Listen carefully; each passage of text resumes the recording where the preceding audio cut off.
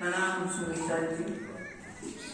श्री आनंद कंदम प्रभुदेव चंदम ब्रजेश रूपेण पुरापि जातम प्रवेश प्राप्तम प्रिय प्राणनाथम परेश पूर्णम सततम नमामि।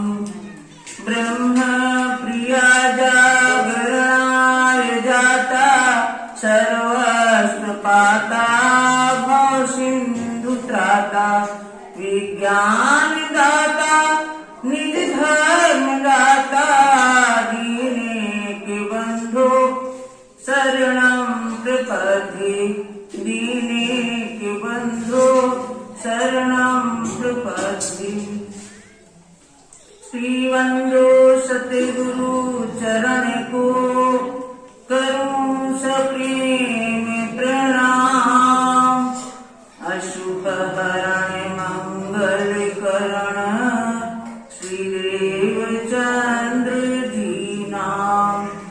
श्री प्राणनाथ निज मूलपति श्री मेहराज सुनाम। तेज कुंवर श्यामायुगल को पल पल करूं प्रणाम, पल पल करूं प्रणाम। प्रणाम करूं सब साथ को धर चरणों में शीश। अंगना जान दया करो बुद्धि दियो बख्शीश, बुद्धि दियो बख्शीश। प्रणाम। परम आत्मीय सुंदर सार जी रामनगर की मजल में शिवजी साहब पहुंचे अपने सुंदर सार के साथ में। यहाँ कौन कौन सी घटनाएं घटित हुई ये कल हम लोगों ने सुना कि शिवजी साहब जब आए रामनगर में तो कई साथी जागृत हुए। साथी जागृत होने के साथ साथ जिसमें भिखारी दास थे, शेख खिदर थे, सूरज सिंह थे, हरि सिंह थे, किशोरी सिंह और भी बहुत से सुंदर साथ। अब यहाँ का राजा छत्र साहब गांव था।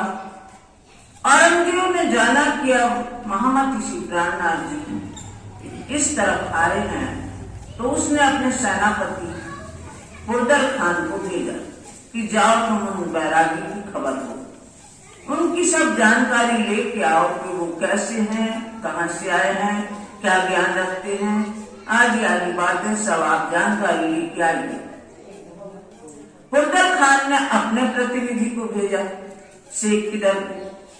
अब शेख खिदर अपने कुछ सैनिकों के साथ में दूर से ही आवाज करता हुआ, गर्जना करता हुआ और ये संदेश पहले से ही राजा के पास भिजवा दिया कि तुम्हारे यहाँ जो बैरागी आके ठहरे हैं इस नगर में, उनको तुम हमारे हवाले कर दो पकड़ के। तो राजा तो भयभीत हो गया, औरंगजेब से सभी भयभीत थे उस समय। तो भयभीत हो गया कि भाई ये तो बड़ा गड़बड़ है और ये जो बैरागी आए हैं इनको कहना पड़ेगा कि यहाँ से कुछ समय के लिए अन्यत्र चले जाएं। फिर वो अपने कोतवाल को भेजते हैं शिवजी साहब जी को समझाने के लिए कि आप 4 दिनों के लिए कहीं चले जाएं, फिर वापस सुख समाधान हो जाए तब वापस आ जाना।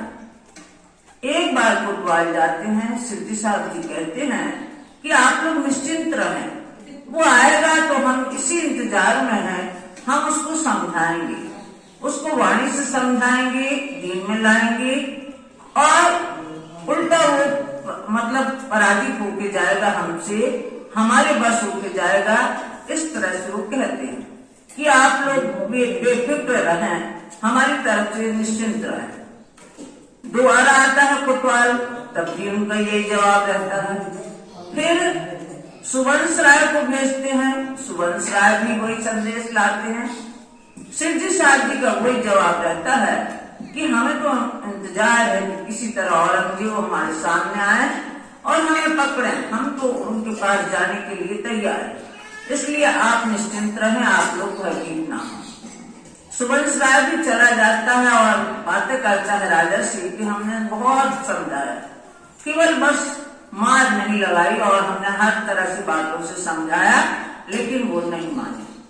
उनका वही जवाब था। अब वो कहने लगे कि भाई अपन निश्चिंत रहें, जो होना होगा सो होगा। यदि पकड़ने आ रहे तो पकड़ के ले जाके अपन कर भी कह सकते हैं, अपन ने बहुत समझाया। ऐसा करते करते दूसरे दिन शेख खिदर आ जाते हैं और शेख खिदर जब आ जाते हैं तो सीधे राजा के पास जाते हैं।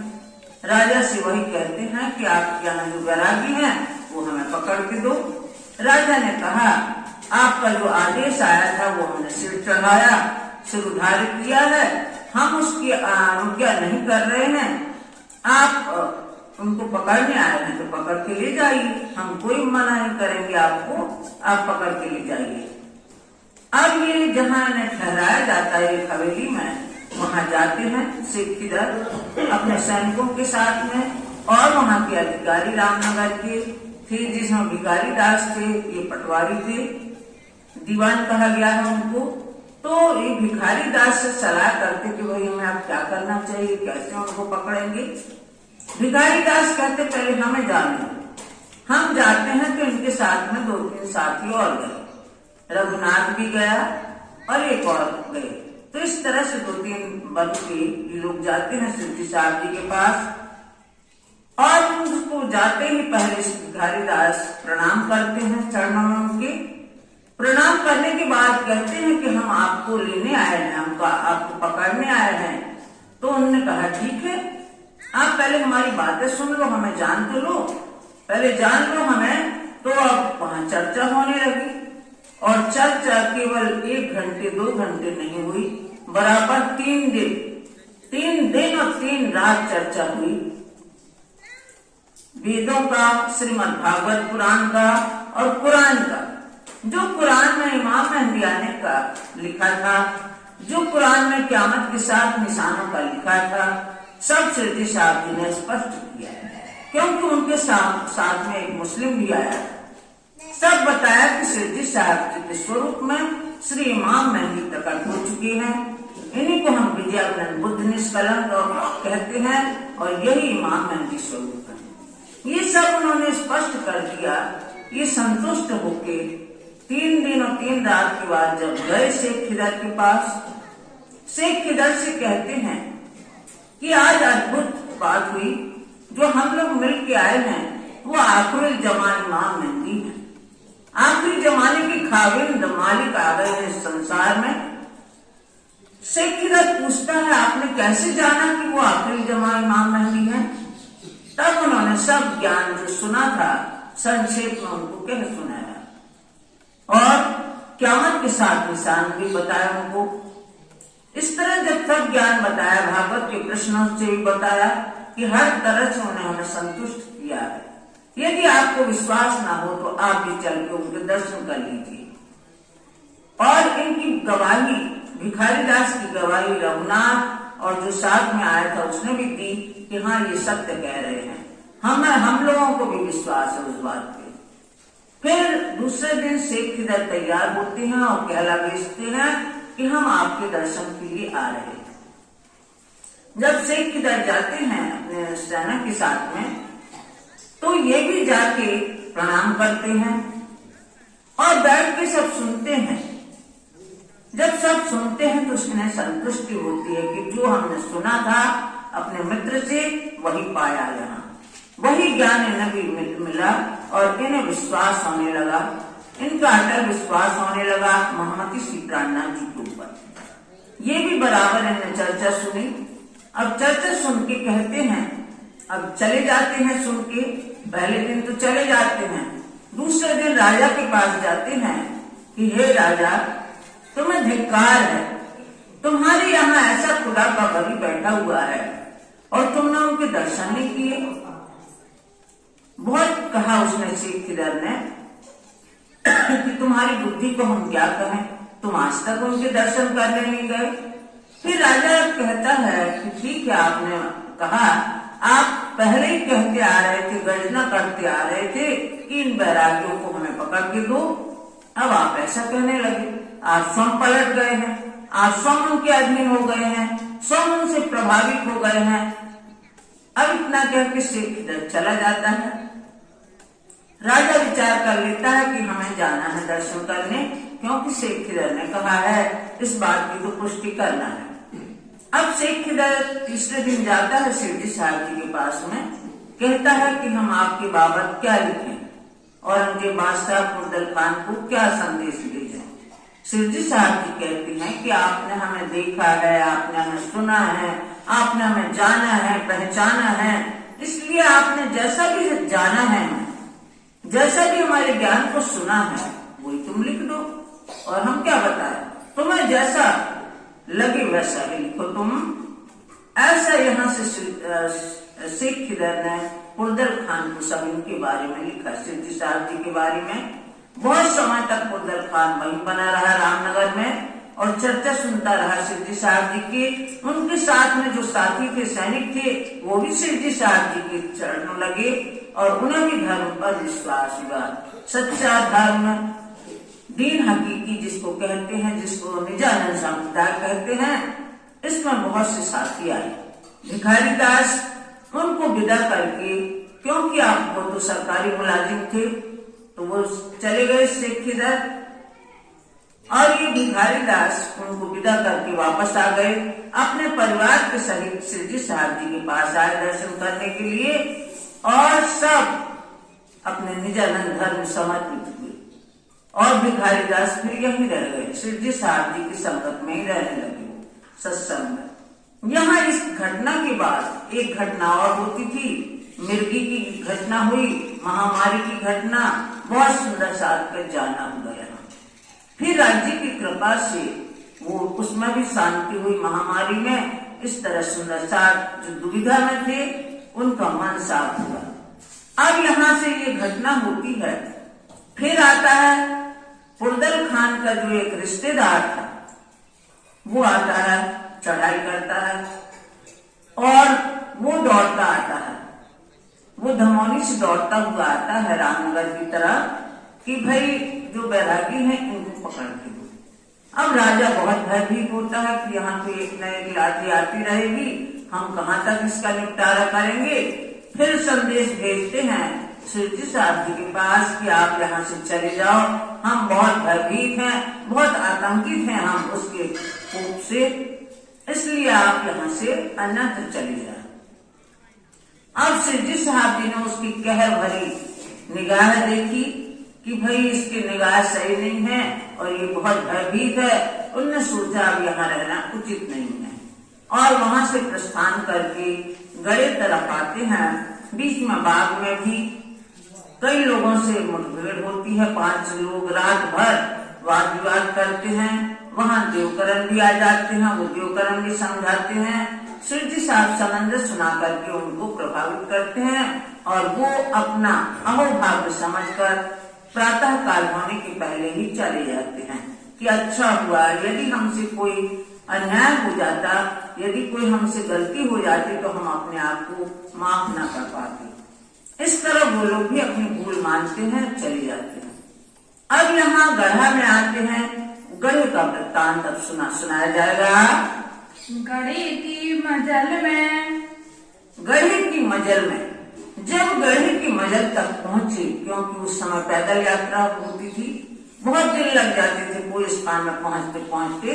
तो जब गढ़े की मजल में पहुंचे, आया याद रामनगर, आया याद रामनगर। रामनगर में चूंकि शिरडी साहब 2 वर्ष रहे, यहाँ बहुत सी लीलाएं हुई, बहुत से कार्य यहाँ से प्रारंभ हुए जो पद्मावतीपुरी जाने में संपन्न हुए। तो रामनगर याद आया। इनकी मजल कहत हूँ, स्वामी लालदास जी फरमाते हैं जो बातें छूट गई हैं अभी, उसकी मजल हम कह रहे हैं कि वहाँ और क्या क्या होगा।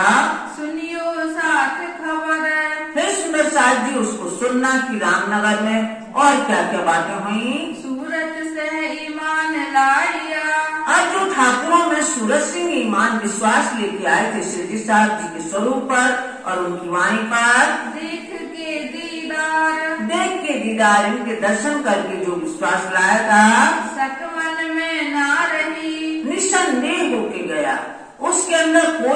का कोई भी प्रश्न चिन्ह नहीं रहा, वो निसंदेह होके गया।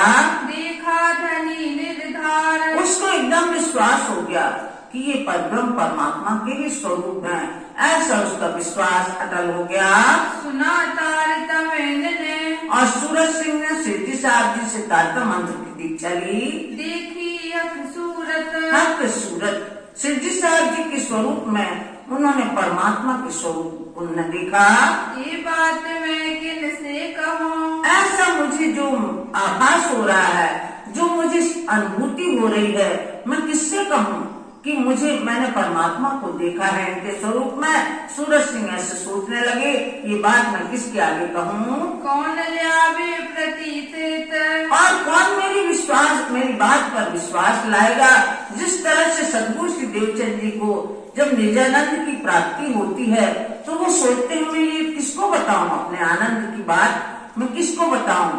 फिर गांधी भाई को बताते हैं, गांधी भाई को सुपात्र देखते हैं और धीरे धीरे धीरे सब बताते हैं। तो यहाँ ये सोचते हैं सूरज सिंह मैं किसको बताऊं।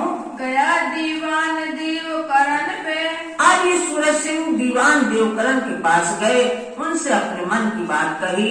एक सुनी मैं बात, एक सुनी मैं बात, मैंने अपने कानों से जो सुनी है ब्रह्म बात, तुम्हारे आगे कहत हूँ। इसलिए मैं तुम्हारे आगे अपने मन की बात कह रहा हूँ। मैं देखी हक जात, मैं देखी हक जात, मैंने ब्रह्म और ब्रह्म सृष्टि को वहाँ देखा है। मैं अभी देख के आया हूँ, उनके दर्शन करके आया हूँ, उनकी वाणी सुन के आया हूँ। चलो मेरे साथ तुम, और तुम हमारे साथ चलो, उनके दर्शन कराएं। मैं कराऊं दीदार, मैं उनके दर्शन करवाऊं तुम्हें। कीट की पर रहते हैं, वो केतकी नदी के किनारे रहते हैं। देखो धनी निर्धार, और तुम भी देखोगे तो तुम्हें पता चलेगा, एहसास होगा कि यही हमारे धाम के धनी है, यही परब्रह्म परमात्मा के स्वरूप है। लिया दीवान देवकरण को, दीवान देवकरण को सूरज सिंह ले आए सिद्धि साहब जी के पास। देख के लगे कदम, और उनके स्वरूप को दर्शन करके और कदमों लगे। सब कछु ना लिया, उन्हें भी कोई संदेह नहीं हुआ। सुनने में उनका विश्वास पक्का हो गया था और देखने से और विश्वास पक्का हो गया, इसलिए कोई संदेह नहीं रहा उन्हें। सिर पर चढ़ाया हुक्म, सिर पर चढ़ाया हुक्म, जो उन्होंने वाणी कही और जो उन्हें ज्ञान दिया अपने सिर उधारित किया देवकरण ने। थोड़ी चर्चा सुन के, थोड़ी चर्चा सुनी, थोड़े समय बैठे और चर्चा सुनी सिद्धि साहब जी की। दिल की भागी सकर, दिल में जो संदेह थे, जो प्रश्न थे दिल में, वो सब संदेह दूर हो गए। दिल में जो शंकाएं थी उनका समाधान हो गया। मैं महाराजा सौ कहो, तुरंत उनके मन में विचार आया, मैं छत्रसाल से, राजा छत्रसाल से मैं ये बात कहूँगा कि मैं किससे मिल के आया हूँ। मैं परब्रह्म परमात्मा के स्वरूप से मिल के आया हूँ। वो ऐसी अलौकिक चर्चा करते हैं, वो भी बहुत प्रसन्न होंगे। वो ईमान ल्यावे बेशक, इसमें कोई संदेह नहीं है, वो अवश्य विश्वास लाएंगे इस बात पर और मैं उनसे अवश्य कहूँगा। अब सेवा के साथी कहो, आज स्वामी लाला जी फरमाते हैं कि यहाँ से जो 36 कारखाने पन्ना में हुए स्थापित, 36 विभाग का है, कारखाना का है, 36 विभाग, 36 कमरों में अलग अलग सामग्री रहती थी जो जीवन यापन के लिए होता है।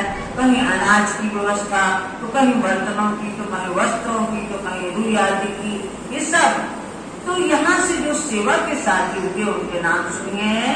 जो भी रामनगर में, जो रामनगर में यहाँ से प्रारंभ हो गया ये मोदी खाने की सेवा दई, मोदी खाने की सेवा। मोदी खाने मतलब सब जात का अनाज रहता था उसमें, हर तरह का अनाज रहता था। वो मोदी खाने की सेवा किसको दी? सुई पति राम से, ये पति राम भाई इस सेवा को करते थे। हर तरह का अनाज का कलेक्शन करते थे, एकत्रित करते थे, क्योंकि सुंदर साथ की संख्या बढ़ती जा रही थी, उनके रोजी रोटी के लिए चाहिए। तो ये मोदी खाने की सेवा उनको दी गई पतिराम को। केशव दास और जति, केशव दास और जति भी इनके साथ शामिल हैं। हुए शामिल पति राम की। और ये अकेले का काम नहीं है, ये साथी इनके साथ में शामिल हैं, केशव और रतिराम। और जयंती पानी पिलावत। और जयंती का काम है वो पानी पिलाते हैं। साथ की सेवा करिए। इस तरह सुंदर साथ की सेवा में ये संलग्न हो गए साथी। हाट से सौदा ले आवत। और बाजार से सामग्री लाने की सेवा में इन समय गोकुलदास। गोकुलदास जी काम करते हैं। जो भी सामग्री आवश्यक होती है उसको बाजार से गोकुलदास लाते हैं। कुल अख्तियार खान श्यामा का। और खान सामा का कुल अख्तियार हरिद्वार में किसको दिया था? गरीबदास। खान सामा का खिताब दिया था, ये गरीबदास के ऊपर था। गरीबदास खास। यानी कि जो भी भोजन बनता था उसकी देख रेख में गरीबदास रहते थे। रसोई में खेमदास। और रसोई बनाने में खेमदास रहते थे। और गंगाराम। और गंगाराम भाई रहते थे। और संतदास गोवर्धन। संत दास और गोवर्धन भाई भी रहते थे। क्योंकि सुंदर साथ की संख्या बढ़ती जा रही थी दिनों दिन, तो 4-5 लोग रसोई तैयार करते थे। पीछे सूरजमल किया काम। बाद में सूरजमल भी इस काम में लग गए कि हम भी भोजन बनवाने की सेवा में रहेंगे। इन समों पर दरोगा। इस समय पर दरोगा इनके ऊपर देख रेख करने वाले रहता था वृंदावन। वृंदावन भाई रहते थे। दरोगा यानी मुखिया इनके ऊपर की कोई चीज की आवश्यकता हो तो ये पहुंचाते थे। लकड़ी जंगल की टहल में। और पहले चूल्हे जलाए जाते थे, अब भी गाँव में जलाते हैं सभी लोग। तो जंगल से लकड़ियां काट के लाने की सेवा में रही पराड़ी साथ मोमिन। बरार के रहने वाले साथी भाई वो लकड़ियां काट काट के बैलगाड़ी में भर के लाते थे। गावनी में रहते हैं। और गाने में दोनों पहर जो वाणी अवतरित हुई है उस वाणी को गाने की सेवा में ये जो निर्मल दास। निर्मल दास बड़े स्वर से, अच्छे स्वर से मधुर वाणी का गायन करते थे। इनसे शामिल रहे। और इनके साथ में शामिल रहते हैं निर्मल दास के साथ में भाई मुकुंद दास खास। मुकुंद दास भी वाणी गाने में शामिल रहते हैं। श्री बाई जी गावने में रहे। और श्री भाई जी राज जी जो सनंद श्री जी साहब जी को अवतरित हुई थी, इनके साथ में 2-3 सखियां और गाती हैं और वो बड़े स्वर से अलापती हैं और सनंदों को गाती हैं। संगीत गोदावरी। इनके साथ में गोदावरी बाई, बुआ बाई हमो गावे। बुआ बाई और हमो बाई गाती हैं बाजी राज के साथ में। सनंद जो उतरी। जो सनंद अवतरित हुई थी अनूप शहर में। और चौकी 2 जिनस की। और चौकी 2 जिनस की यानी बारी और 2 बारी और थी जो गाते थे अपने अपने समय पर। गावे बारे अपने अपने टर्न में, अपने अपने नंबर में, अपने अपने बारी में गाते हैं। निर्मल दास नित्याने। और निर्मल दास प्रतिदिन रिझावे राज सब में। ये जो गाते हैं रिझावे राज सब में, सब सुंदर साथ के सामने अपने धनी को रिझाते हैं अपनी वाणी गा करके। और आरती में रहते हैं। और शाम की आरती भी प्रारंभ हो गई थी वहाँ रामनगर से, गौरी आरती, संध्या आरती। तो ये गाने में जो रहते हैं आरती के समय लाल और मुकुंद दास। लाल दास और मुकुंद दास रहते हैं। उत्तम दास पखावज में। और जो लंबी ढोलक होती है जिसको पखावज कहते हैं वो बजाने में उत्तम दास रहते हैं। सब श्री निर्मल दास। सब सिरे निर्मल दास, सब सर्वोपरि यानी जो राग लाते हैं वो निर्मल दास हैं, वो प्रारंभ करते हैं, सब उसको झीलते हैं। और बनमाली दास शामिल। और बनमाली दास भी शामिल रहते हैं इस आरती के समय में। रही आरती में तैयार। आरती के समय सब तैयार हो जाते हैं समय देख करके। सेवा अपनी बनी। और अपने अपनी सेवा में सब लग जाते हैं कि हमें कौन सी सेवा करनी है। नए नए करे विचार। सब साथी सोचते हैं हम कौन सी अच्छी सेवा करें, नई नई सेवा अपने मन से उपजाते हो करते हैं। हिमाई दास ताल बजावत। और खिमाई दास ताल बजाते हैं। कन्नड़ का बनी में। और कन्नड़ ऊंचे स्वर में राग लापते हैं, गाने में माहिर हैं। कल्याण कला जमावत और कल्याण भाई बीच बीच में नाचते हैं, वो कला जमाते हैं अपने। इसे वे आरती समय इस तरह ये इतने सुंदर साथ आरती के समय सेवा करते हैं और साथ सब ठाणा रहे और समस्त सुंदर साथ खड़े रहते हैं आरती के समय में। छबिलदास बजावे शंख और छबिलदास शंख बजाने की सेवा करते हैं। आरती संध्या समय होते हैं आरती शाम के समय होती है, जिसको संध्या आरती भी कहते हैं। करे मगन हो इन शंख बड़े मगन होकर के आरती निशंक होके आरती करते हैं। 11 उत्सव कौशल्या के अब यहाँ ये कौशल्या बाई रहती हैं, उनके घर में 11 बार उत्सव हो चुका, यानी सबकी रसोई हो चुकी। 11 बार इन्होंने उत्सव किया, अपने यहाँ भोजन करवाए सिद्धि और सब सुंदर साथ के। पधराई घरों राज पधराए घरों राज, अपने घर में सिद्धि साथी को पधराने की सेवा करी भली भांति सो बड़े मन से, बड़े हाथ से, बड़े आदर भाव से सेवा की। पूरी मनोरथ काज श्री राजीव राज ने सिद्धि साथी ने इनकी सब मनोकामनाएं पूर्ण की। दोई उत्सव तिवारी उदय उदय तिवारी के यहाँ 2 उत्सव हुए। घरों पधराए अपने घर में सिद्धि साथी की पधरावनी की। एक भतीजा घासी और उनका भतीजा जो उदय तिवारी का घासी नाम का जो भतीजा था, जान गुरु बैरागी बने और बैरागीपन देख करके कि इनको इस तरह से वेशभूषा में देख करके उन्होंने सोचा यही हमारे गुरु हैं। राम जनी भगवती और रामजनी भगवती बाई जिनकी महतारी ने और उनकी माता जी ने उत्सव कर पधराए और अपने घर में पधरावने की उत्सव रसोई की। जान बने अपने ये जान करके कि अपने ही लोग हैं, ऐसा समझ करके अपने घर में उत्सव रसोई की। मकरंद ने उत्सव किया मकरंद भाई ने उत्सव रसोई की तन मन धन सौंपे और तन मन धन सब ने छावट किया, सब अर्पित कर दिया सिद्धि साथी को। कदमों लाग ठाणा रहे और सिद्धि साथी के सामने उनके चरण पकड़ करके बाद में खड़ा हो गया। कछु रखिया ना पीछे अपने लिए पीछे कुछ भी नहीं बचाया, सब समर्पित कर दिया। अमरा दत्ता दगड़ा और ये अमरा भाई, दत्ता भाई और दगड़ा भाई आए बराड़ से बराड़ से आए साथी। या उत्सव उमंग सो और बड़े उमंग से ने भी उत्सव रसोई की। सन्मुख हुए साथ में और सन्मुख हुए साथ में और फिर आगे सुंदर साथ में आगे रहते सेवा भाव में। देवी का जयंती का और जयंती काका का जो काका थे उनका नाम देवी था, उन्हें किया उत्सव उन्होंने भी उत्सव किया। श्री राज पधराए इन घरों अपने घर में सिद्धि साथी की पधरावनी की संग लिए सेवे और साथ में सब सुंदर साथ की सेवा की। हीरा मन बढ़ाई है और हीरा मन बढ़ाई था जो करी उत्सव रसोई इन्होंने भी उत्सव रसोई की। श्री राज साथ को बुलाए और सिद्धि साथी को बुलाया, सुंदर साथ को भी आमंत्रित किया। सेवा से भली भली ऐसे इनसे भली भांति अच्छी तरह से सेवा हो गई। 7वीं मंजिल आए गई जब यहाँ से रामनगर से चले तो 7वीं मंजिल में गढ़ी में आए, यानी 6-7 जगह ठहराव किया, तब ये 7वीं जगह यहाँ पहुँचे गढ़ा में। 1 मास 13 दिन कितना समय लगा? 1 महीने 13 दिन लगे इतना रास्ता पार करने में, यानी रामनगर से गढ़ा तक 1 महीने और 13 दिन लग गए।